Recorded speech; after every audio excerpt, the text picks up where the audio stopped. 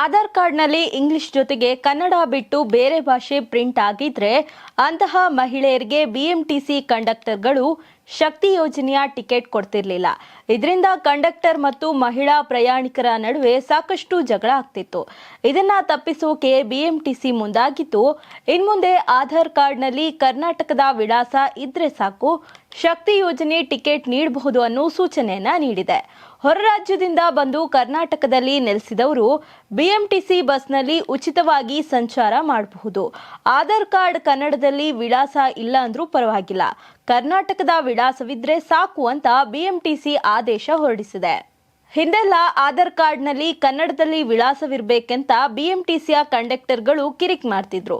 ಅಂದಹಾಗೆ ದೇಶದ ಜನರು ಆಧಾರ್ ಕಾರ್ಡ್ ಅನ್ನ ದೇಶದ ಯಾವುದೇ ರಾಜ್ಯದಲ್ಲಿ ಕೂಡ ಪಡೆಯೋಕೆ ಅವಕಾಶವಿದೆ.